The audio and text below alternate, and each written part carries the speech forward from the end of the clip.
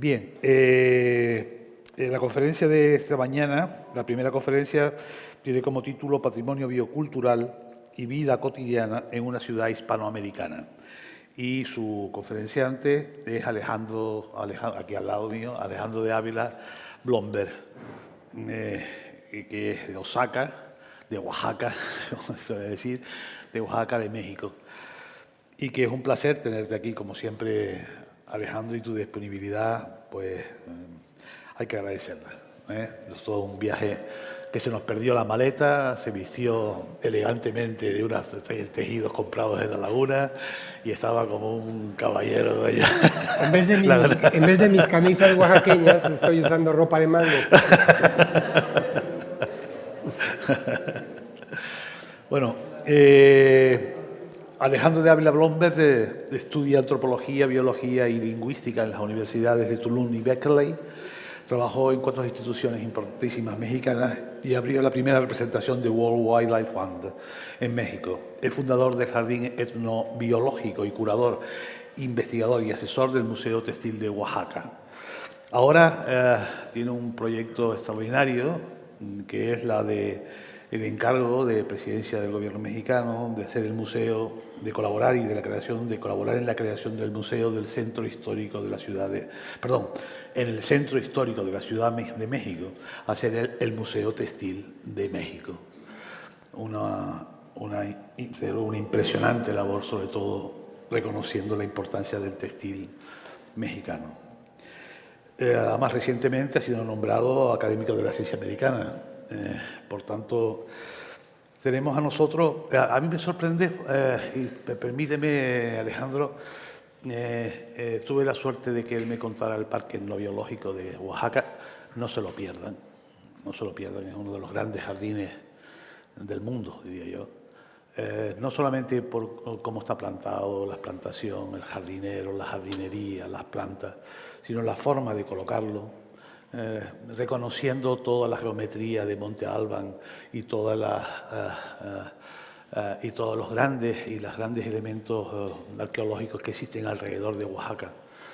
Y no solamente eso, sino también todo el grado de simbolismo y de singularidad que tienen las plantas y la forma de colocación, el sistema del riego, el agua y tal.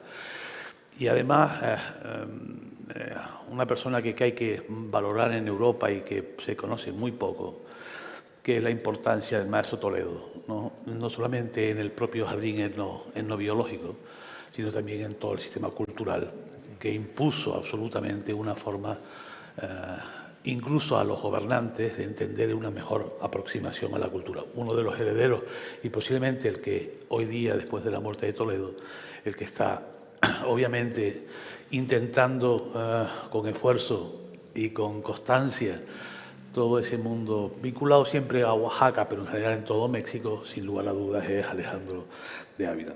Por tanto, muchísimas gracias por estar aquí y, como siempre, esta es tu casa. Después de esta presentación voy a tener que invitar a Juanma a un buen tequila en el mejor bar de esta ciudad.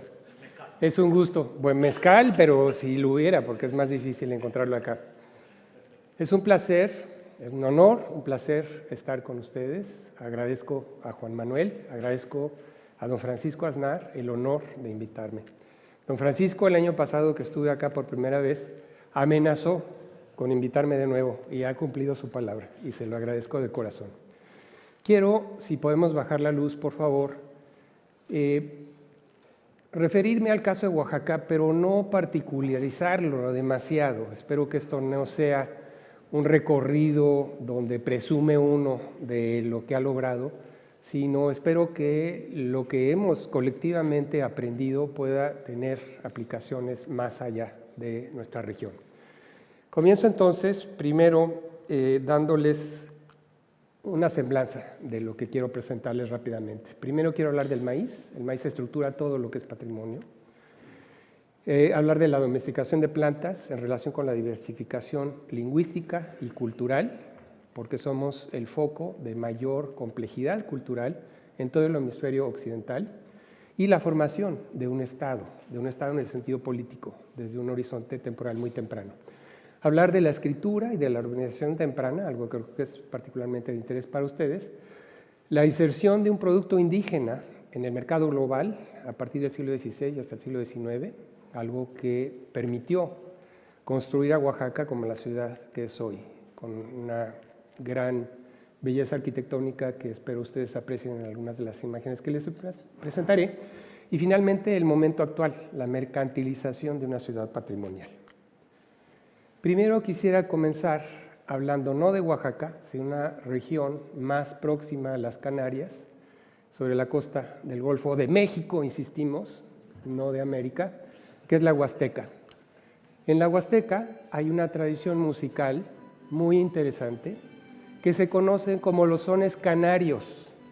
No sé cuál sea el vínculo, tengo mucha curiosidad de asistir esta noche al concierto para ver si percibo alguna analogía musical, rítmica o melódica, pero estos sones que están ustedes escuchando se conocen como canarios.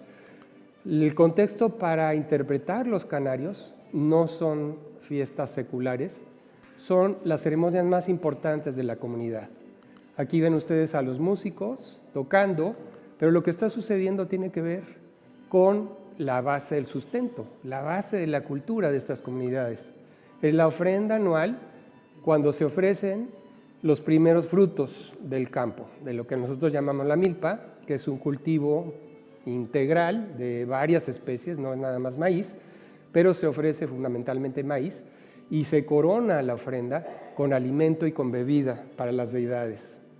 Los sones canarios son así la imagen sonora del maíz como entidad sagrada en la Huasteca. Esto es lo que han concluido los etnomusicólogos que se han acercado a esta tradición. Y es parte de un ritual muy profundamente arraigado donde las mujeres participan señaladamente portando su indumentaria tradicional y los hombres servimos de cargadores, llevando las plantas y llevando las mazorcas recién cosechadas. Y los niños también participan en esta celebración.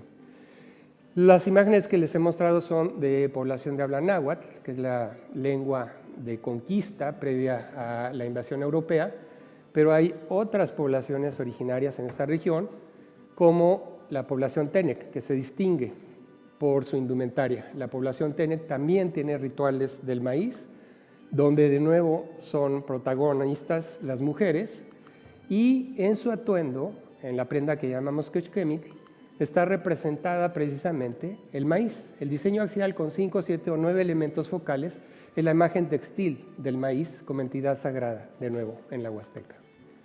Bueno, ¿por qué he querido mostrarles este preámbulo? No solamente para relacionarlo con las tradiciones de las Islas Canarias, sino también demostrar la importancia que tiene en toda Mesoamérica, en toda la región de la cual somos parte, el centro-sur de México y norte de Centroamérica, el maíz como el cultivo fundamental. En Oaxaca, ahora sí les muestro la región de donde vengo, tenemos la evidencia más temprana de su cultivo en esta región del planeta. Precisamente en esta formación, que es relativamente reciente, es del Pleistoceno, es una formación del Cuaternario, es una deposición volcánica, y lo interesante es que en esta formación, por las características geológicas, ha habido muy buenas condiciones de conservación, tan buenas que ha merecido que la UNESCO designe a esta zona de cuevas prehistóricas de Yagulimitla, en los valles centrales de Oaxaca, como Patrimonio de la Humanidad.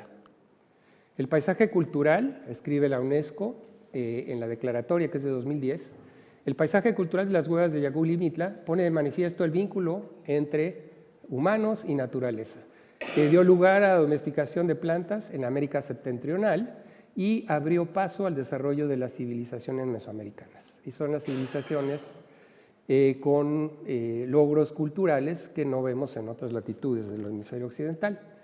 En esta deposición de roca volcánica impermeable, que eso es clave porque no permite la filtración de humedad, se dan buenas condiciones de conservación y en un resguardo de la roca ni siquiera podemos designarlo una cueva, es apenas un recoveco. Esta deposición, esta capa, se ha fracturado porque estamos en una zona geológicamente muy activa y algunas de estas fracturas han sido cóncavas y en una de ellas arqueólogos encuentran en los años 60 los restos más tempranos de cultivo de plantas en toda América. Particularmente en la cueva de Guilanaquitz, que en zapoteco se traduce como la Peña Blanca, se han hallado semillas de cucurbitáceas, es decir, calabaza, de 10.000 años de antigüedad, que constituyen los restos más tempranos de plantas domesticadas descubiertos hasta ahora en el continente americano, así como fragmentos de espigas de maíz, espigas, no le hagan ustedes caso porque no son espigas, pero así lo pusieron, que son de los más antiguos testimonios de la domesticación de esta planta, UNESCO 2010. Este es un ejemplo de las semillas de calabaza encontradas que han sido fechadas ahora con una nueva técnica que es no invasiva y que permite fechas muy confiables y se confirma la antigüedad de 10.000 años. Es lo más temprano que tenemos de domesticación de plantas en todo el hemisferio occidental. ¿Cómo sabemos que está domesticado? Por el tamaño. Las semillas de calabaza silvestre son pequeñas, son ligeras. Esto ya es grandecito, gordito, y es algo que seguimos apreciando mucho en México. Cuando vas al cine a echar novio, como decimos, pues te llevas tus pepitas y las vas pelando y las vas comiendo poco a poco. Y esto es importante señalarlo porque hay toda una construcción teórica en torno a por qué domestican la calabaza antes que el maíz y antes que otros alimentos. Y es precisamente por la preferencia por la semilla de calabaza como golosina, como alimento de gusto, no de hambre. No estaban ellos cultivando plantas por necesidad. Comienzan a cultivar un alimento que es preferido, que es altamente valorado y que en años secos, porque es un clima variable, pues no está disponible. Entonces comienzan a cultivarlo por el interés, por el gusto, podemos decir. Gastrónomos primordiales. Y esto mereció la portada de la revista Science, la revista científica que, pues, por lo menos en nuestro país consideramos la más relevante, a raíz de que se confirma la antigüedad y que se muestra que esto es, en efecto, el inicio de la agricultura en el continente americano. Y hasta la fecha tenemos en el sur de México la mayor diversidad de calabazas. Somos el epicentro de la diversidad de calabazas. Pero tenemos también en el mismo sitio de Guilanaquitz estos restos que son ni siquiera restos de mazorca como la conocemos hoy día. Si ustedes se fijan, acá del lado inferior derecho se aprecia mejor, es un raquis, es decir, es un primordio de lo que nosotros llamamos olote. Olote es donde están incrustadas las semillas del maíz. Es un primordio de olote todavía no cilíndrico, donde se incrustaba una doble hilera. El teocintle, el maíz silvestre, aquí lo ven ustedes, sea maíz y particularmente la especie Parviglumis, tiene una sola hilera de granos y no hay nada que lo sostenga. Se maduran, están cubiertos de una cáscara dura que cuesta trabajo romper y se dispersan fácilmente. El maíz, tal como lo conocemos nosotros, esta estructura que está envuelta para regalo, decimos en México, y que presenta de 200 a 300 granos incrustados en una estructura que te lo sostiene, es algo diseñado culturalmente. La naturaleza te da esto. Con esto no puedes hacer nada. Te rompes la muela si quieres comerlo. No sirve como alimento y es muy poco lo que da. A partir de esta planta, la gente en el sur de México desarrolló la planta más humanizada del planeta. Se trata realmente de un producto biocultural. Y esto lo confirmamos con datos moleculares recientes. Aquí está la distribución de los maíces cultivados por pueblos originarios desde el sureste de Canadá, donde va a estar residiendo próximamente nuestra amiga Carmen, y vamos a ir a visitarla, espero, hasta el cono sur, hasta Argentina y Chile, donde se cultiva también tradicionalmente. En toda esa distribución, por parte no de las empresas agronómicas, sino estamos hablando de los maíces tradicionalmente cultivados, en toda esta distribución se encuentra que la mayor diversidad genética está en México, señaladamente en el sur de México, y las formas más próximas al maíz silvestre, al teocintle, son de Oaxaca. Eso es lo que señalo en este círculo rojo, elipse roja. Y tenemos en Oaxaca la mayor diversidad de maíces bajo cultivo. Hay cerca de 60 razas, si podemos hablar de razas en el caso de las plantas, se sigue usando este término, y de ellas 31 están documentadas en Oaxaca y se siguen encontrando nuevas, se siguen describiendo nuevas. Entonces somos el área de mayor diversidad genética. Esto es indicio de que el maíz se origina, de que somos parte, no necesariamente el epicentro de su domesticación, pero somos parte de una región del sur Pacífico, eso lo sabemos por la distribución silvestre de los maíces, somos parte de su distribución silvestre y esta evidencia bajo cultivo indica que somos parte del área donde fue domesticada esta planta. Y como digo, tenemos la mayor diversidad bajo cultivo de las Américas, y el maíz pues es exclusivo de las Américas. Bueno, ¿cómo se relaciona esto con patrimonio cultural directamente en términos convencionales? Aquí les muestro una sobreposición de dos mapas. La línea quebrada nos muestra la distribución conocida de sitios arqueológicos donde tienes evidencia de domesticación temprana de plantas. Hay sitios de la misma antigüedad, más hacia el sur, más hacia el norte, donde encuentras también restos orgánicos bien preservados, pero nada domesticado. Estaban recolectando exclusivamente plantas silvestres. Dentro de la línea quebrada es donde aparece la primera evidencia de plantas domesticadas, y lo más antiguo, como dije, es Guilana Kitz, que aparece al sur de la línea quebrada. Esto los arqueólogos lo han denominado la tradición tehuacán, porque tiene como correlato rasgos culturales, como una tradición lítica particular, una forma especial de tallar la piedra, el uso de hornos para procesar alimentos, hornos subterráneos, y toda una serie de correlatos tecnológicos y culturales. Eso es lo que llaman los arqueólogos tradición tehuacán. Bueno, pues la tradición tehuacán corresponde muy cercanamente, si ven ustedes, con la línea roja. La línea roja nos marca la distribución de lenguas de una familia en particular, que conocemos como la familia otomangue. La familia otomangue es la familia lingüística más diversificada en el continente americano. Esto no lo dicen los investigadores, no lo decimos los investigadores de Oaxaca, esto lo dice una base de datos que ustedes pueden consultar en línea, que es el Ethnologue. El Ethnologue es una plataforma donde tú puedes consultar para cualquier región del planeta cuántas lenguas reconoce el Instituto Lingüístico de Verano. No todos los lingüistas están de acuerdo, pero este sistema tiene la ventaja de que es universal, es global, es planetario, y usan los mismos criterios para clasificación. Entonces tú puedes comparar Angola con Bután y con Guatemala y tienes un cierto nivel de objetividad para evaluar complejidad cultural. No son las Olimpiadas, obviamente, no estamos compitiendo, pero estamos tratando de entender por qué algunas zonas son focos de diversidad. Pues en las Américas el mayor foco de diversidad está en el sur de México, y es particularmente por la gran diversificación de las lenguas otomangues. Y lo que trato de mostrar con este plano es que hay una correlación muy estrecha entre la distribución histórica de las lenguas otomangues y el origen de la agricultura. Lo que estoy argumentando es que son hablantes del proto-otomangue, la lengua ancestral, como el latín en el caso de las lenguas romances, que fueron hablantes de proto-otomangue quienes comenzaron a cultivar plantas.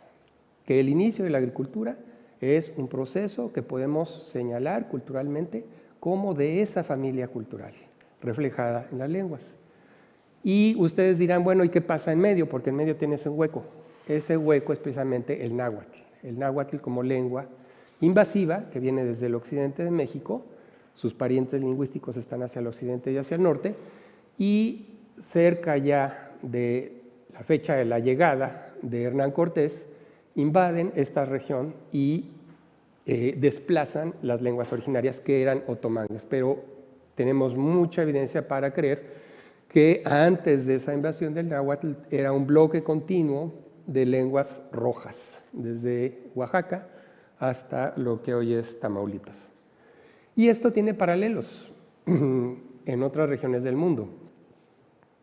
Lo que estoy argumentando es que es precisamente la agricultura centrada en maíz, con calabaza, con frijol, con otras plantas, lo que llamamos milpa, pero estoy proponiendo que es la agricultura de milpa como desarrollo cultural lo que permite el florecimiento, lo que lleva a la diversificación de esta familia, como lo vemos en África con la familia Níger-Congo, las lenguas bantús, que ocupan la mayor parte del continente al sur del Sahara.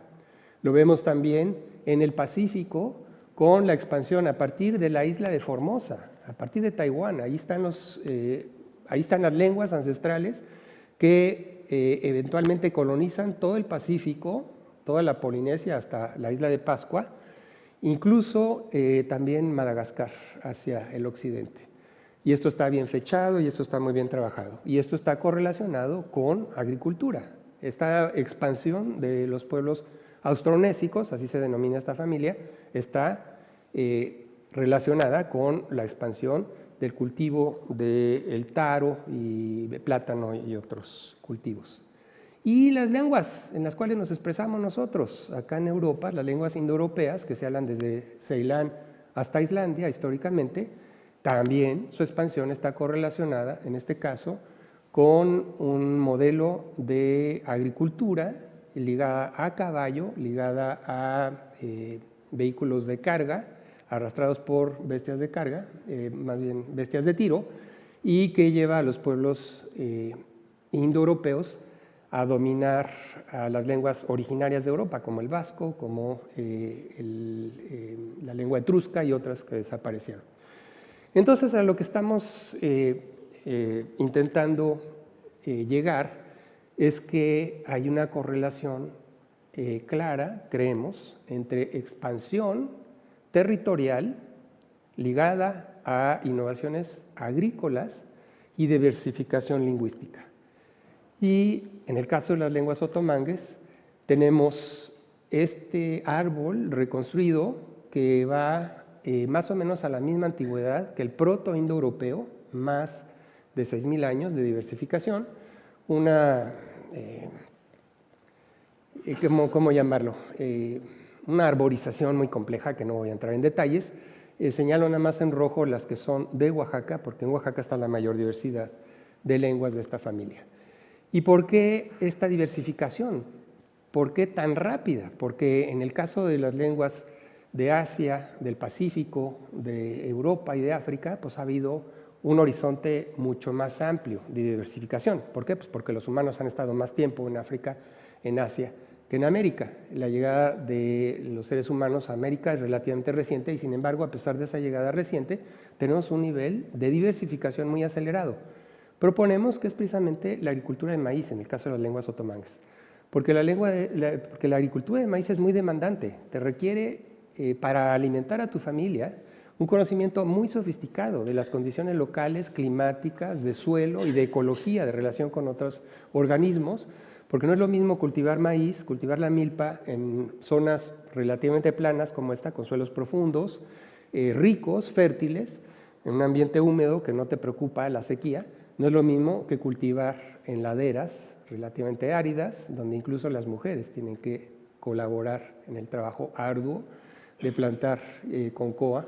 No entra el arado porque son terrenos con 30 grados o más de pendiente y además por condiciones de pobreza, de marginación.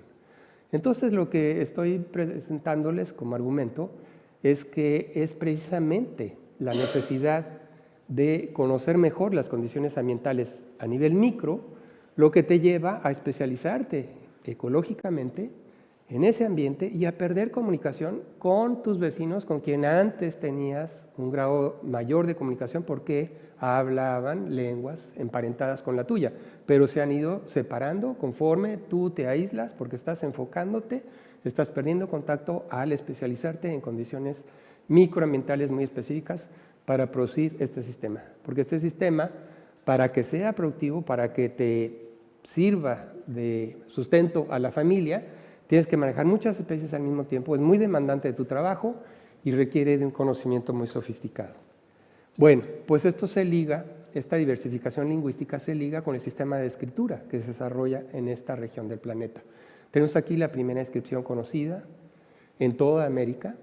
Es un glifo, es un personaje, al parecer sacrificado, al parecer ha sido víctima de violencia, y aquí aparece en la base su nombre. Es un nombre calendárico, es un nombre, el símbolo de arriba es temblor, apropiado para lo que sucedió anoche, si supieron, el terremoto 8.7, y ahora en México la alerta de tsunami porque va a atravesar el Pacífico. Bueno, pues temblor es lo que representa el símbolo de arriba y abajo el numeral 1 temblor. Temblor es uno de los meses, una de las veintenas en el calendario de esta región, el que se desarrolla en esta región. Y no es casualidad, nos parece a nosotros, que este sea un sistema que no es fonético.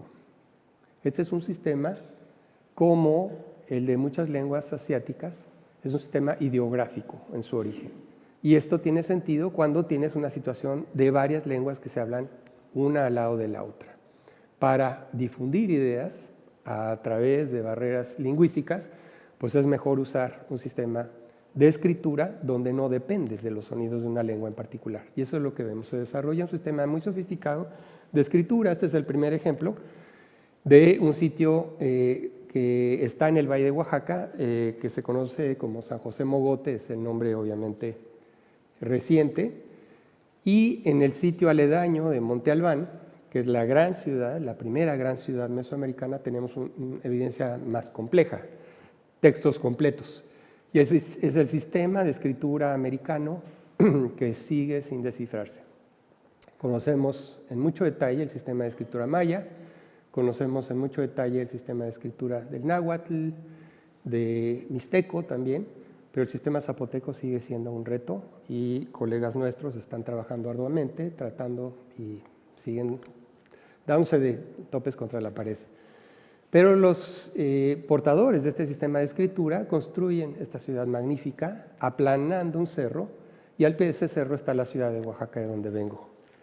Es un espacio extraordinario que implicó un trabajo de generaciones.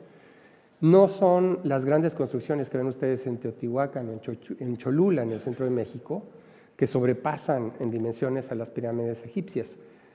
El trabajo aquí fue nivelar, el crear esta plaza plana en lo que había sido un cerro. Fueron siglos de trabajo para establecer esta ciudad y el inicio es alrededor del año 550 a.C. Perdura aproximadamente 1200 años y después se abandona. Y la gente se establece en sitios en el fondo del valle, porque imagínense lo que significó vivir en la punta de un cerro sin manantiales, con un ejército acarreando agua todo el tiempo. Monte Albán es el sitio donde vemos innovación arquitectónica que se distribuye por toda Mesoamérica, señaladamente el sistema de lo que conocen los arqueólogos en México como tablero-talud. Tablero la parte superior, talud, bueno, el nombre lo dice. Juegos de pelota maravillosos. Los juegos de pelota no eran deporte. Los juegos de pelota, porque la pelota es un logro mesoamericano. Los españoles llegan, y perdón que hable aquí en español de españoles, pero lo tengo que decir, los españoles llegan y se asombran con que algo rebote y dicen, no, esto es obra del diablo, caray. Aquí está Satán. El juego de pelota era un ritual, era una representación del cosmos, del movimiento de las esferas celestes. Pues esto ha merecido una designación, como el caso de las cuevas de Mitlayagul, por parte de la UNESCO. Zona arqueológica de Monte Albán, Patrimonio Cultural de la Humanidad, en diciembre de 87 se declara. Tenemos en Monte Albán mucha escritura, como les decía, y es propaganda política, básicamente. Lo que podemos inferir a partir de ello es propaganda política, es glorificación de los gobernantes de Monte Albán. Aquí, por ejemplo, ven ustedes a un personaje con las manos atadas. Es un enemigo que ha sido dominado. Esa escena se repite una y otra vez, como en otros sitios de Mesoamérica. Esto no es exclusivo de Monte Albán, pero los detalles del sistema de escritura siguen siendo un reto. Lo que sí entendemos son estos glifos de dominio, que son representaciones de comunidades. Está codificando un cerro como una ubicación específica y arriba del cerro está lo que distingue a esa comunidad en particular. Y el rostro, la cabeza, boca abajo que ven ustedes, pues es una representación del dominio, de que ha sido un pueblo conquistado, avasallado. Y este sistema perdura y al momento de la invasión europea, esto es la forma de representar Oaxaca. Ya no Monte Albán, ya no la ciudad construida sobre el cerro, sino la ciudad que crece ya cerca del momento de la invasión europea, 1519. Han establecido gente del centro de México un cuartel militar, podemos decir, con el nombre náhuatl, que traduce los nombres indígenas, Lua o Lula en zapoteco, Nunduba en mixteco, son lenguas tonales. En náhuatl se traduce a Oaxacac y se hispaniza como Oaxaca. ¿Qué es lo que quiere decir? Ahí está la etimología, washing es el árbol domesticado, yacat el nariz como locativo en la cima de, y al final un sufijo que te indica que esto es un topónimo. Y aquí está la planta que da el nombre a Oaxaca. Es una planta que todos conocemos y apreciamos. Se comen las vainas, se comen las flores tiernas, se come también la hoja, el cogollo tiernito, es sabroso, es nutritivo, es rico en proteína. Pues este mismo manuscrito del Códice Mendocino, que se llama Mendocino porque es comisionado por el virrey de Mendoza, como un reporte de la historia de los mexicanos para el rey de España, este mismo manuscrito registra lo que aportaban en tributo diferentes comunidades, diferentes regiones de México dominadas por la gente mexica del centro de México, de Tenochtitlan. Y aparece lo que ven ustedes a la derecha, zurrones de grana. Grana era un producto muy importante.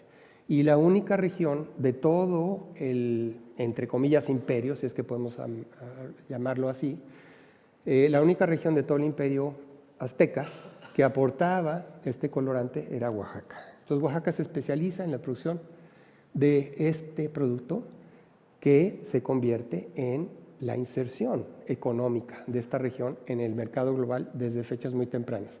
Es un insecto que es resultado como el maíz de domesticación. Es Dactylopius coccus, que llamamos grana cochinilla. En comparación con la grana silvestre, que son varias especies, son parásitos de estos cactos, los nopales, acá se llaman chumberas, creo, y la mayoría son, como ven ustedes, patógenos que te matan a la planta y te cubren de cera y no sirve para nada. Tienen el compuesto activo, que es un ácido, pero la cera no te permite. La gente elimina, por domesticación, elimina la cera, incrementa además el contenido del ácido carmínico que te da el color. Pero no solamente domestican al insecto, sino que la gente en Oaxaca, en el sur de México, podemos decir, domestica la planta que es hospedera. Aquí está el nopal silvestre, Opuntia tomentosa, que es una de dos especies que es domesticada, y aquí está el resultado de domesticación. Pierde las espinas. No es por intervención de la divina providencia, ha sido la mano humana la que ha seleccionado plantas inermes para facilitar el cultivo de la grana. Y hay una segunda especie, Opuntia ficus indica, mal llamado nopal de Castilla, porque no vino de España, pero como todo lo bueno tiene que venir de España, se le nombra nopal de Castilla. Esta es una segunda especie que de hecho es un complejo resultado de domesticación. Ahora los análisis genéticos nos indican que es una entidad polifilética, es decir, es un complejo, no es una sola especie, va a tener que actualizarse la taxonomía, pero ese complejo es resultado de domesticación y es exclusivamente mexicano. Aquí está el insecto, ya acercándose a él. Esta es la hembra, que es la que sirve. Como en muchos casos el macho no da para nada, es pequeño, no tiene colorante, su función biológica es volar, inseminar, fertilizar a las hembras y morir.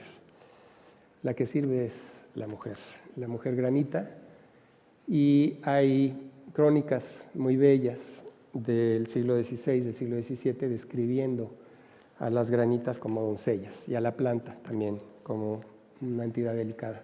Aquí están los cuerpos, los ven ustedes ya secos de las hembras, y aquí se están moliendo en piedra, y pensamos que la función inicial de este colorante era como pintura corporal, porque los textiles tienen una historia más reciente y los datos moleculares indican que el manejo de esta especie y de la planta hospedera es de varios miles de años atrás. Entonces, ¿cuál puede haber sido la motivación cultural para comenzar a manejar esto?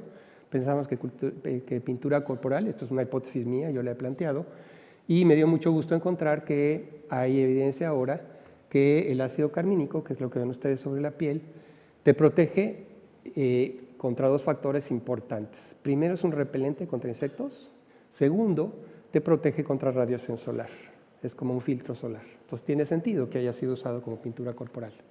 Y se sigue usando como lápiz labial. El lápiz labial más fino sigue siendo con ácido carmínico.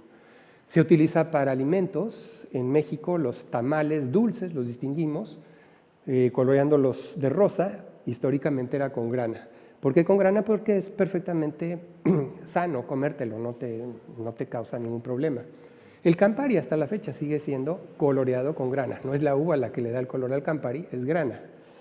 Y Starbucks tenía el Strawberry Frappuccino que tenían con grana hasta que los veganos protestaron y ahora suprimieron esto. Pero para que vean ustedes que esto es algo vigente, que tiene relevancia cultural hasta el día de hoy. El uso más importante de la grana es para colorear textiles, lana y seda principalmente, fibras animales, fibras proteínicas, para, por ejemplo, la falda ceremonial, la falda de boda de los pueblos zapotecos del Valle de Oaxaca, que muestro aquí. Pero esto se exportó desde el siglo XVI a China, por vía de la nao de China, y la gente en los talleres de China inmediatamente ven las bondades y comienzan a usar lo que llaman el rojo extranjero. En Medio Oriente, en Irán, en Turquía, para alfombras de lujo, y en Europa para estos brocados de terciopelo maravillosos italianos del siglo XVI. También para laca europea, para pintura, desde el Greco hasta Velázquez, hasta Rembrandt, Goya, por supuesto, incluso los impresionistas. Aunque ya para tiempos de Van Gogh, él tenía a la mano colorantes sintéticos que pudo haber usado y sin embargo prefería la grana por la saturación, por la profundidad de color que daba la grana. Y pues esto es muy significativo para nosotros y no solamente es de la tradición europea, también en Asia, también en la pintura, por ejemplo, en gráfica japonesa, se usó. Todos estos ejemplos que muestro no son porque lo creemos, sino porque está mostrado. Colegas en diferentes instituciones europeas y norteamericanas han analizado ejemplos de estos artistas y han mostrado que efectivamente estaban usando grana y la grana de mejor calidad venía de Oaxaca. Esto ha meritado que en México ahora hayamos montado recientemente, y digo hayamos porque fui parte del equipo curatorial, en el Palacio de Bellas Artes, que es nuestra máxima institución cultural, una exposición acerca de la grana. Y el guión curatorial era precisamente que la grana cochinilla es la contribución más importante de México al arte universal. Estamos muy orgullosos de la grana. Y la grana construyó la ciudad donde vivo. La grana construyó Oaxaca. Esta es una vista de Oaxaca. Oaxaca es un mar de montañas. La región es muy montañosa. Son suelos delgados, laderas, condiciones difíciles para producción agrícola. No hay minería significativa, tampoco ganadería, tampoco manufacturas. Lo importante para entender por qué Oaxaca se convierte en la tercera ciudad de Nueva España y una de las más importantes de todo el Imperio Español era la grana. La grana fue lo que enriqueció a esta ciudad, fue lo que la llenó de arquitectura maravillosa y de arte, como el antiguo convento de los dominicos. Y ayer vi Santo Domingo acá en la laguna y digo, pues caray, no hay comparación. Perdonen ustedes.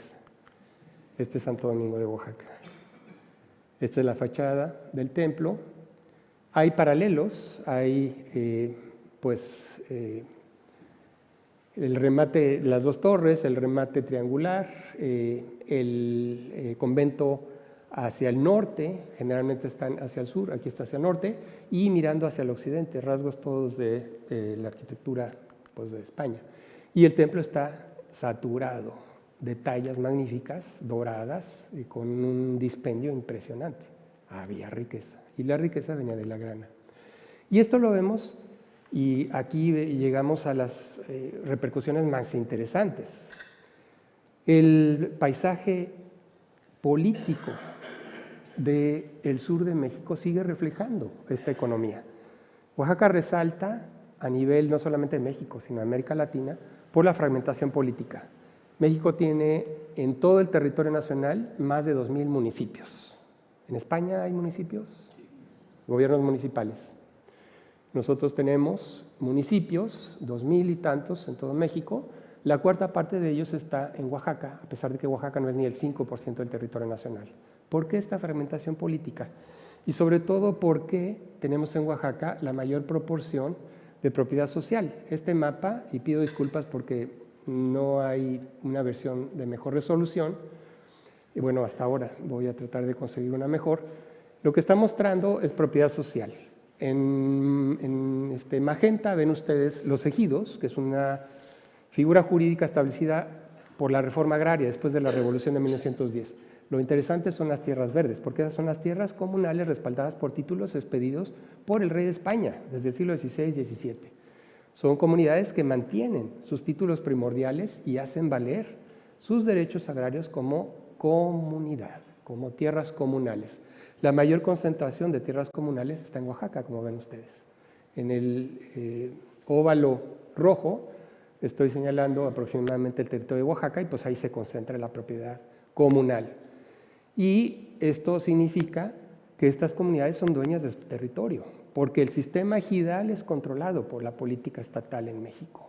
Ha sido un sistema que se ha pervertido, mientras que las tierras comunales siguen siendo soberanía de las comunidades. Oaxaca concentra la propiedad comunal no solamente sobre la tierra, sino también sobre recursos valiosos como la madera de los bosques y las aguas, el acceso a un recurso fundamental, el recurso hídrico. Y esto significa vitalidad cultural.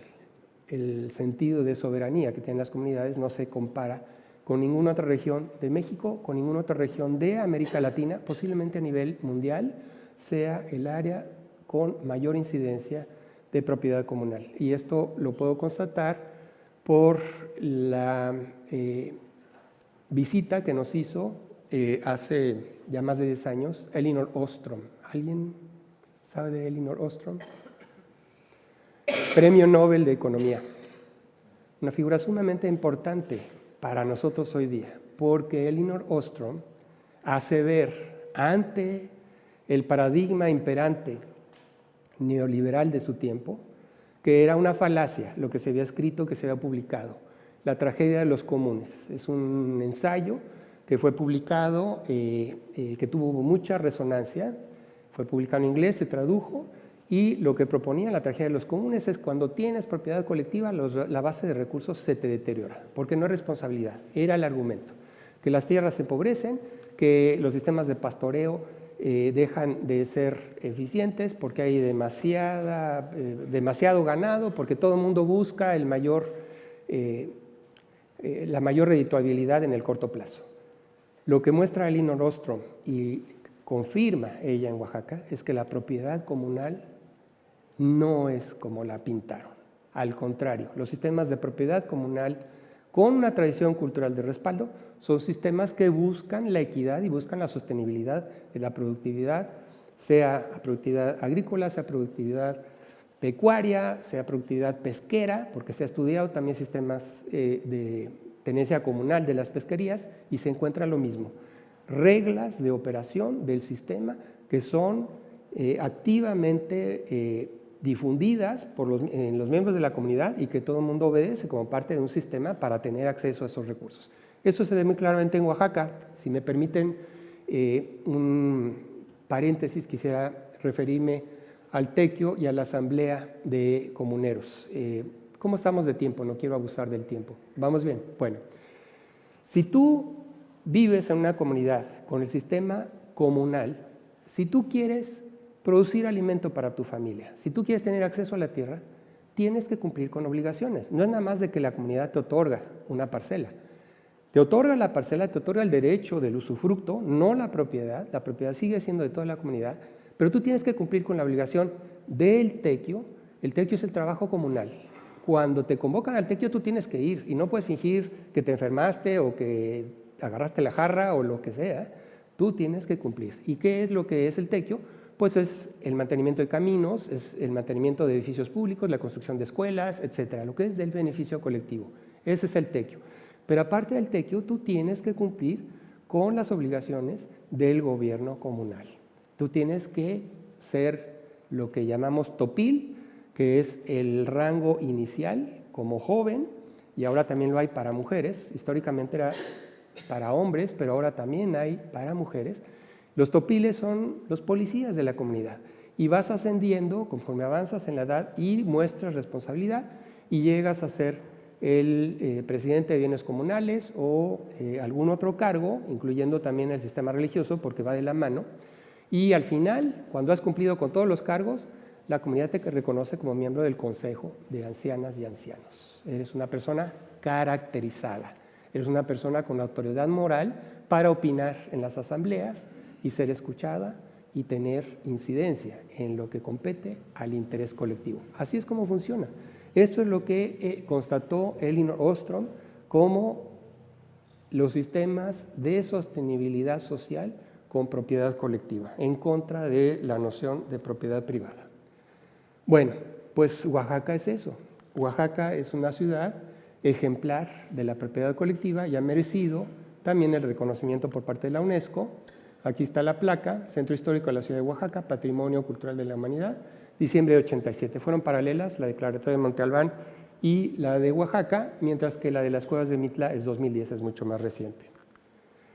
Y es gracias a Francisco Toledo, como bien decía Juanma, que Oaxaca tiene el perfil de una ciudad donde la mentalidad colectiva, la comunalidad, cobra auge a partir de su llegada. Él tenía un prestigio internacional, él había trabajado en París, se establece, regresa a Oaxaca, él era originario del sur de México, regresa, se establece y su llegada se convierte en un foco de atracción de otras personas, no solamente artistas plásticos, sino escritores, músicos, filósofos, académicos, como su servidor, y funda Francisco Toledo una figura fundamental, que es el Patronato Pro Defensa y Conservación del Patrimonio Cultural y Natural de Oaxaca, como asociación civil, con el acrónimo PROWAX. Con el PROWAX, el primer proyecto que encabezamos, y yo fui parte de este proyecto, fue oponernos a el plan del gobierno municipal y estatal de construir un libramiento, una autopista que iba a significar invadir el área al norte de la ciudad, el pulmón verde, el área boscosa más importante de todos los valles de Oaxaca, los valles centrales, que son además parque nacional, convertirlo en fraccionamientos. Nos opusimos a ello, nos opusimos a esta construcción y ganamos, se suspendió. Y el segundo gran proyecto fue el que les quiero mostrar para finalizar, que es en lo que he estado trabajando. Yo propuse en lo que era un cuartel militar que había sido construido por este señor, que era el arzobispo de Oaxaca, como regalo para su padrino, no su padrino de bautismo, su padrino de ordenamiento como arzobispo, el dictador Porfirio Díaz, que era de Oaxaca, le concede a su ahijado el retirar a los militares porque tenían bajo su dominio el templo. Entonces el arzobispo pide el templo, se lo concede y para agradecerle le construye de su bolsa, porque era un hombre muy rico, le construye este cuartel. Y en este cuartel, que fue un espacio militar por más de 10 años, hemos construido un jardín etnobiológico. Estamos cultivando plantas que son nativas de esta región de México, no tenemos nada que no sea nativo o que no lleve por lo menos milenios de haber sido cultivado localmente, y estamos mostrando en vivo cómo esta relación estrecha con la diversidad biológica es parte de la tradición cultural. No puedes entender la diversidad cultural de Oaxaca y la vitalidad cultural de Oaxaca, incluyendo el arte que sorprende, el arte de Francisco Toledo y otros artistas, no lo puedes entender en el vacío. Tienes que entenderlo en relación con la diversidad cultural y con el sustrato, que es esta diversidad biológica que es la mayor en esta región del planeta. Oaxaca tiene las cifras más altas de diversidad de plantas, pero también de animales, pero también de hongos y de microorganismos. Y en el jardín hemos recibido no solamente a grandes académicos como Elinor Ostrom, de quien ya hablé, sino a personas de conocimiento tradicional, como la señora Felicitas Martínez, que nos está leyendo el maíz.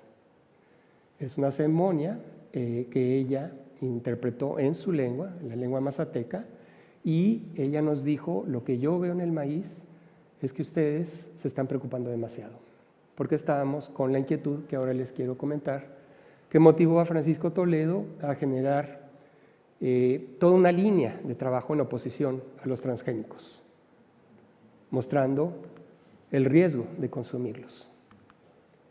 Y no solamente en esculturas de fieltro, como las que mostré, sino también en carteles, y carteles que él diseñó, el de la izquierda, y carteles de concurso donde participaron jóvenes de todo México, como el de la derecha.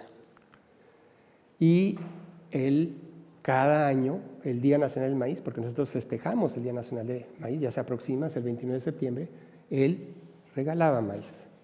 Y se opuso al establecimiento de McDonald's, porque McDonald's quería una franquicia en el centro de la ciudad, en el Zócalo, en la plaza principal. Y dijimos, no pasará. Y no pasó. Y distribuimos tamales en oposición a McDonald's y ganamos.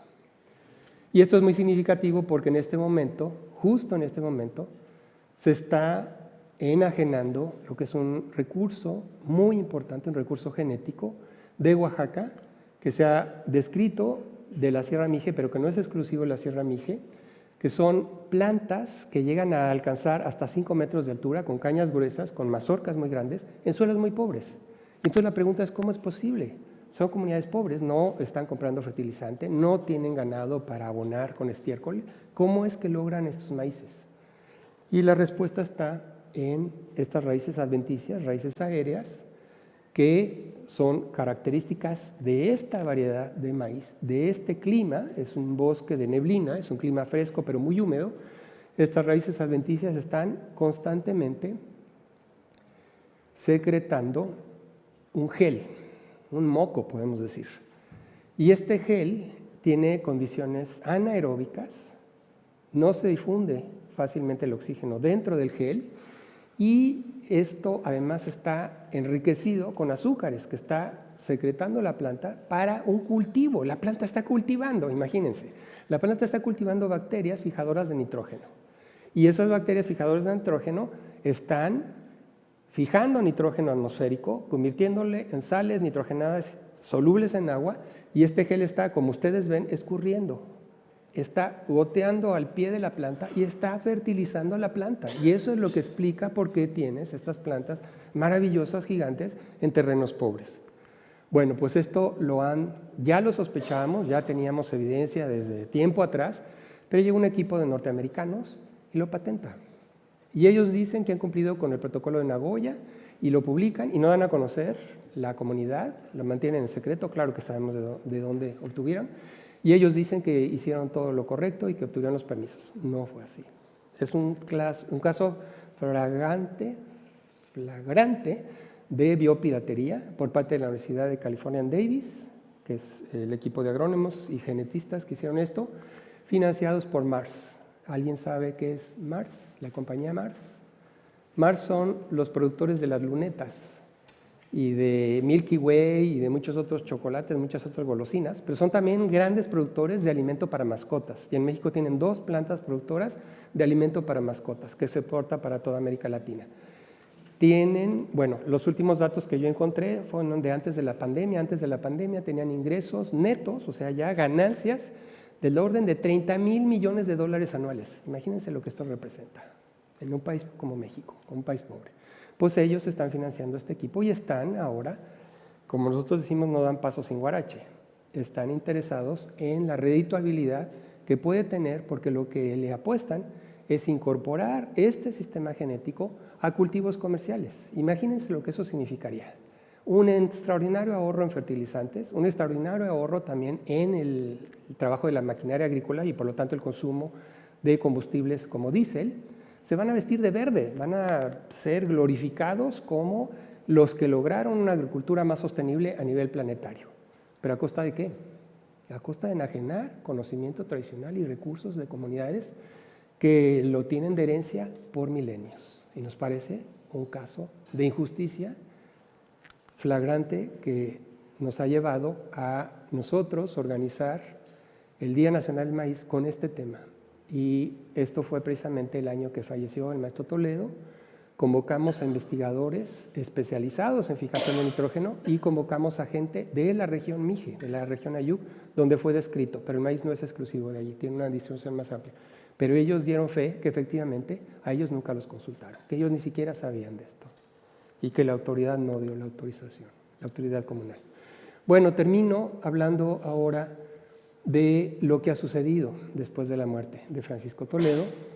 La ciudad, esta fue la última conversación que tuvimos, cómo la ciudad se está convirtiendo en el Disneylandia cultural de México, cómo la cultura popular se ha prostituido, pensamos nosotros, al mejor postor, como empresas de turismo, empresas de gastronomía, empresas de hotelería, incluyendo empresas españolas, por cierto, están lucrando con esto, con la imagen que tiene Oaxaca como un centro de prestigio cultural y pues la voz ahora en contra de este desarrollo, me gustaría que la escucharan, es una extraordinaria persona que ahora es nuestro ángel de la guarda. Me refiero a Lila Downs. ¿Podemos subirle tantito ahí arriba?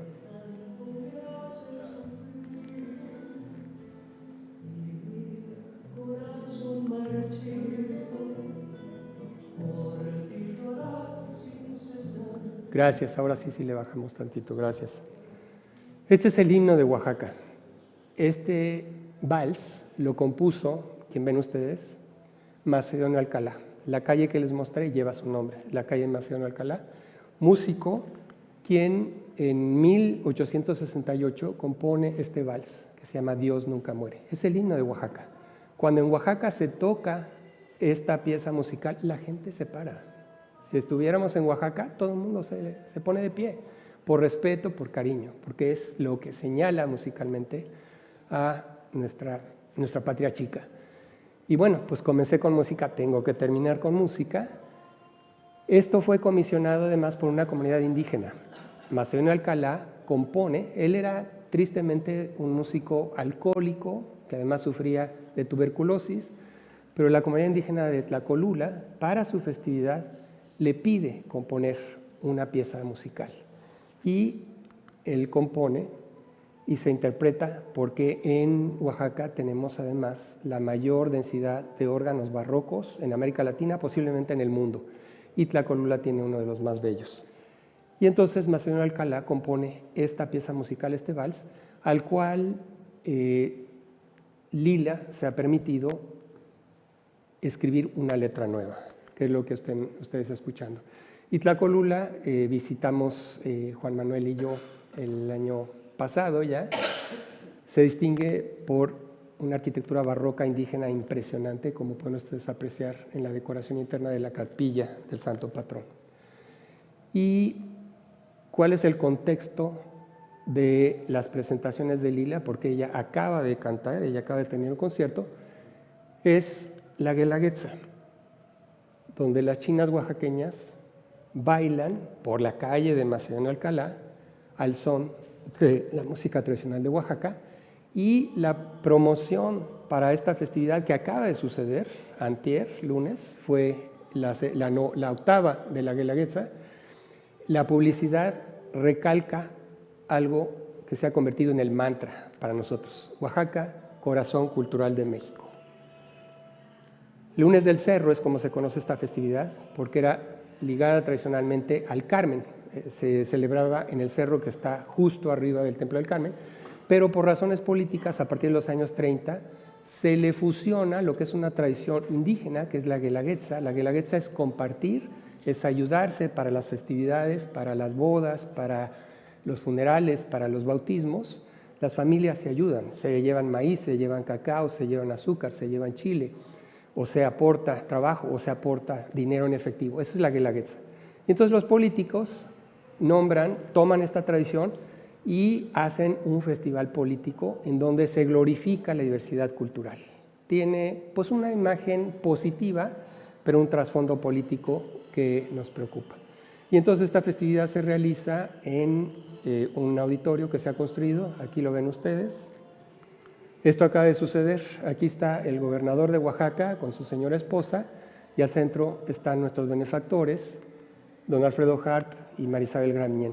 Esto lo acabo de recibir ya estando aquí en Tenerife. Esta fotografía me la manda un colega de Oaxaca el día de ayer y se las quise compartir porque esperamos que esta fotografía sea indicio de que las cosas van a mejorar para nosotros. ¿Por qué? Porque esta administración, el gabinete del gobernador que aparece en esta imagen, no se ha portado bien con nosotros. Y no solamente con el jardín, sino con todo lo que es la aportación de la sociedad civil. Concluyo compartiéndoles esta reflexión, que en nuestra experiencia la noción de patrimonio puede servir para movilizar la acción colectiva en favor de los intereses de la mayoría, pero también puede justificar estrategias económicas inequitativas, como hemos visto, cuando la ciudadanía pierde el sentido comunal de corresponsabilidad moral. Muchas gracias.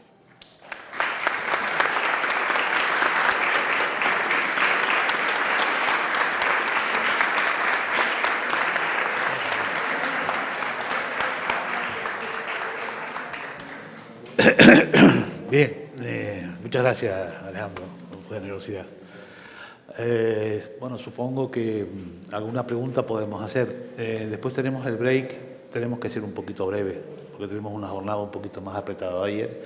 Por tanto, les rogaría que, obviamente, hacemos un turno de preguntas, pero por favor, lo más breve posible, ¿no? Bien, ¿hay algún turno? ¿Hay una pregunta más? Bien, en cualquier caso... Es que tú tienes que abrir boca, tú tienes, como lo hiciste ayer, tienes que romper el hielo. No. Yo tengo la posibilidad de tenerte cerca y hacerte preguntas y ellos tienen un poquito más de distancia. Pero en cualquier caso, como siempre, me gustaría... Hombre, es una pena, me encantaría que volvieras, yo creo que a todos nos gustaría que volvieras para conocer también a mucha experiencia que se está desarrollando en Canarias. Afortunadamente tenemos una exposición aquí fuera, que se llama La Edad de Piedra, también organizado por la Fundación Caja Canaria, que me parece bellísima, y donde se perfila una, no sé si la has podido ver, pero me gustaría, de pasada. me encantaría tener la posibilidad de que conocieras a muchas personas que están en Canarias trabajando sobre estos aspectos, posiblemente excesivamente sectorialmente. Yo creo que el gran aprendizaje, por lo menos que yo siempre he sentido de ti, sobre todo en esta conferencia que has dado, es el intento de negar lo sectorial para buscar la integración absoluta de las diferentes disciplinas, en una visión del paisaje, obviamente, que está vinculado al patrimonio, ¿no? Por tanto, la simbiosis paisaje-patrimonio, no desde el punto de vista sectorial, entendiendo todo como una capacidad de interrelación compleja, más que compleja, pero necesaria desde el punto de vista de esa interrelación. ¿Tú crees que ese es el destino, la razón de ser del patrimonio futuro? Lo que traté de demostrar es que el patrimonio, en el caso de Oaxaca, bueno, primero es multifactorial, no puedes reducirlo a las edificaciones virreinales o a las edificaciones prehispánicas o a las artes populares o a la música. Es una realidad integral. Es quizás más evidente en regiones como Oaxaca que en Europa o que en otras latitudes. Pero en términos de lo que significa ideológicamente, el patrimonio es una forma que la gente percibe de inmediato como algo de interés común. Quizás en México sea a raíz de nuestra experiencia histórica de confrontación con el imperio creciente y más ahora en este momento de los Estados Unidos. Y ayer recordábamos una frase del dictador Porfirio Díaz, de quien mostré una imagen. Pobre de México, tan lejos de Dios y tan cerca de los Estados Unidos. Esa cercanía con la doctrina Monroe y con el expansionismo gringo y el haber perdido históricamente más del 50% de nuestro territorio, porque México históricamente llegaba hasta Oregon y hasta Nevada y Utah y Texas era parte de México, Nuevo México, no se diga. Todo eso lo perdimos y lo perdimos de una forma violenta. Los norteamericanos llegaron a la Ciudad de México y sacrificaron a nuestros jóvenes. Parte de nuestra mitología colectiva son los niños héroes que mueren a mediados del siglo XIX por la intervención norteamericana. Esa experiencia histórica ha exacerbado un sentido de nacionalismo en México y el sentido de nacionalismo va ligado a quizás una hipervaloración de lo mexicano como una forma de resistencia cultural.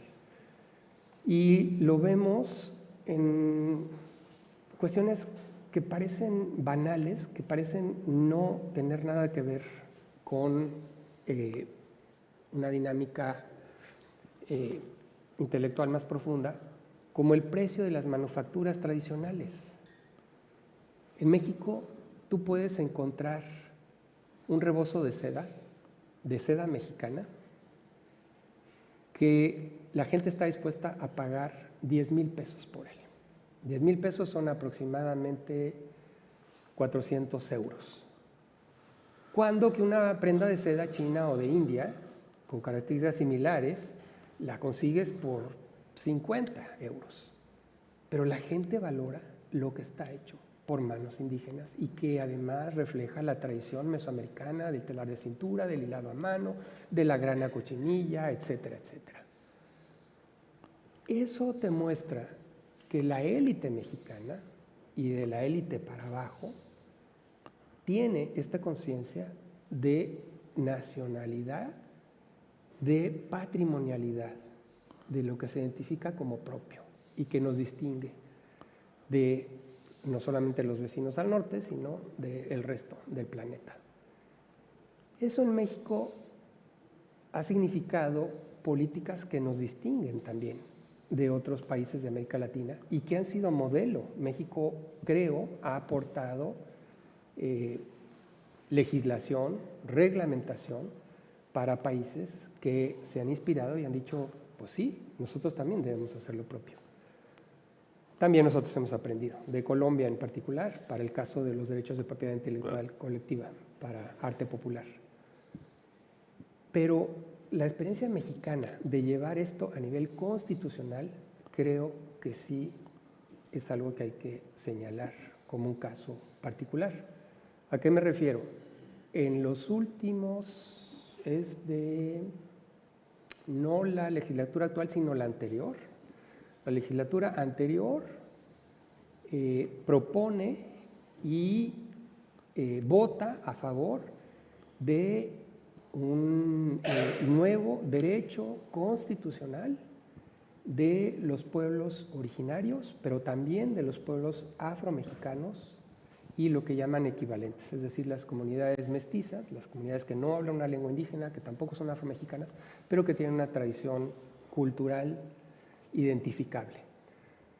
Y establece entonces la Constitución el derecho a que se les reconozca y que se protejan esos derechos de propiedad sobre lo que es diseño tradicional, sobre lo que es conocimiento, por ejemplo, en el caso de la medicina tradicional, y que las comunidades puedan entablar juicios cuando sienten que han sido enajenados sus derechos.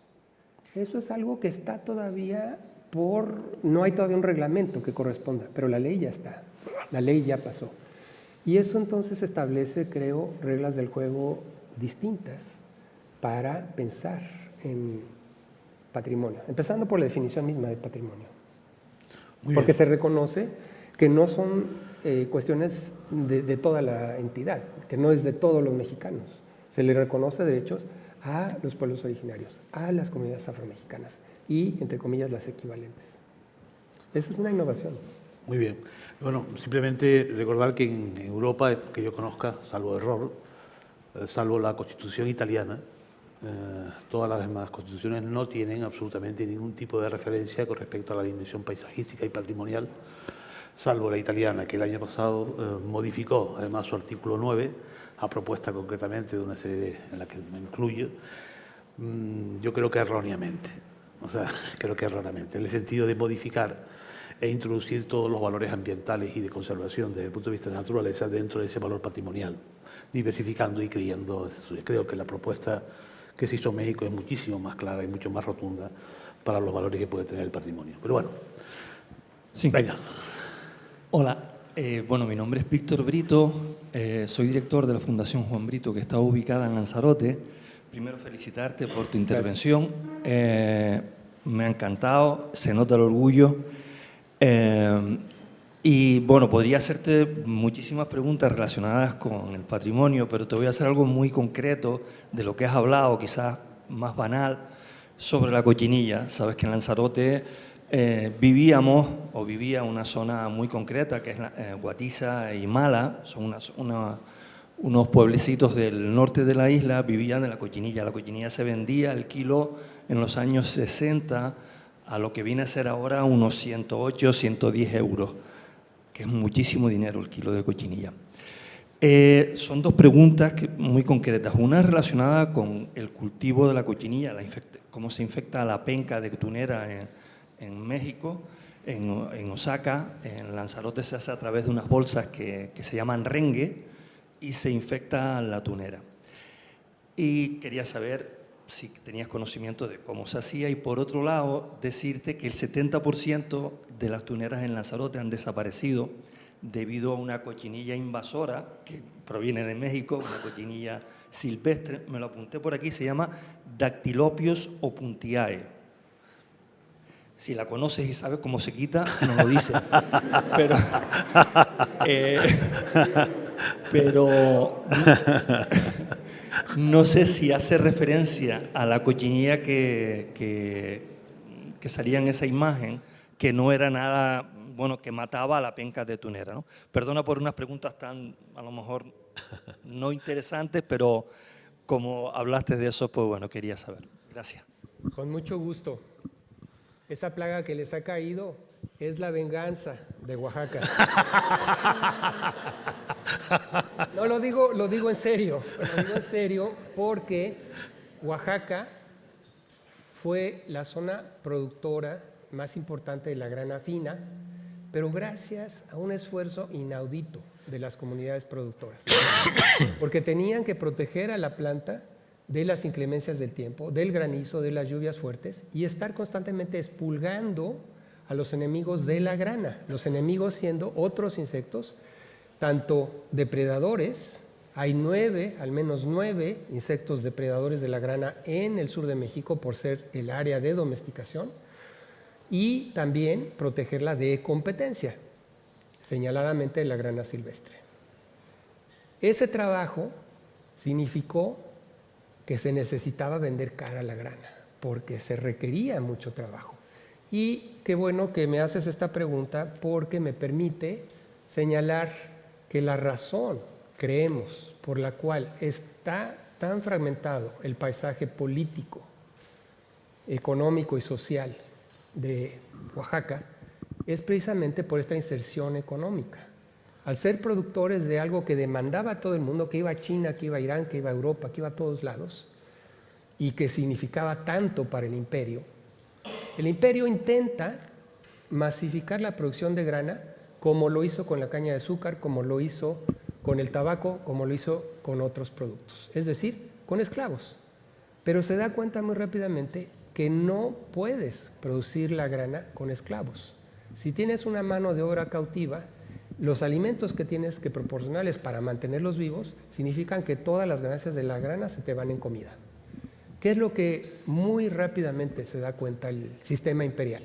Que la forma redituable de producir la grana es darle autonomía a las comunidades, darles tierra y no solamente darles tierra, sino evitar que los gachupines canijos, perdón por hablar así de los españoles de aquel tiempo, evitar que los gachupines canijos invadieran sus tierras y sus derechos. Entonces, la corona protege los derechos agrarios de las comunidades de Oaxaca como en ninguna otra región del imperio, porque están produciendo un bien cotizado. Es que la grana fue, durante 300 años, el producto agrícola más valioso de todo el comercio mundial, no nada más del imperio español. Entonces, esto se traduce en autonomía de las comunidades, porque les dan la tierra, les dan el agua para regar sus cementeras, les dan la madera, el derecho a los bosques para su leña, para su carbón, para que las comunidades familiares se alimenten a sí mismas y las mujeres, los niños e incluso los ancianos trabajen cuidando la grana, cuidando la nopalera, cuidando la grana. Eso significó producción de calidad. Pero ¿qué pasa? Que cuando se extrae, porque el imperio por mucho tiempo no divulgó qué era la grana, la protegió como monopolio. A partir del siglo XVIII, primero los franceses rompen ese monopolio, se lo llevan a Haití y luego se distribuye a Canarias y se distribuye hacia Sudamérica y se distribuye a Sudáfrica y Australia. Se rompe el monopolio y se lleva no solamente la grana fina de México, sino el nopal, la planta hospedera. Se lleva y se asilvestra. Y allí no le tienes que trabajar y no tiene enemigos naturales. Por eso digo que esa plaga es ahora la venganza de Oaxaca, porque ahora va a significar que ya Canarias y otras zonas productoras no produzcan tan fácilmente, que cueste trabajo para que se equilibre otra vez el precio. Pero esa es la condena que tienen el café de Etiopía también. ¿Por qué Etiopía no produce café? Pues porque el café es originario de Etiopía y no tiene las condiciones, por ser parte de una ecología, tener insectos, tener hongos, tener todo un sistema que controla la población silvestre del café, del cafeto. De donde es algo nativo, encuentras problemas. Ah, sí, gracias.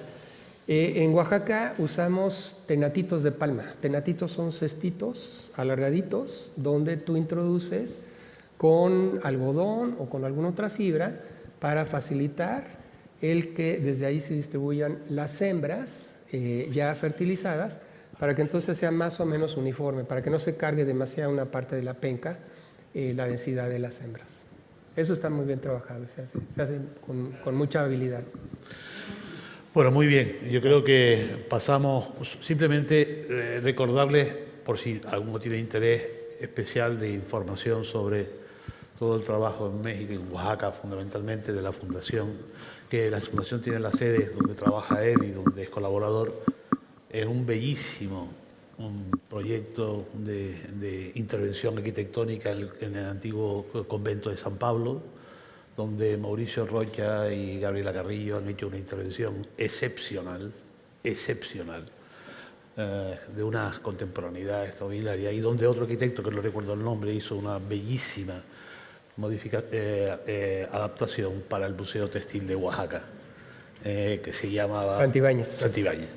Es decir, las repercusiones que tiene, creo que todo el panorama que nos ha contado Alejandro, merece la pena seguirlo.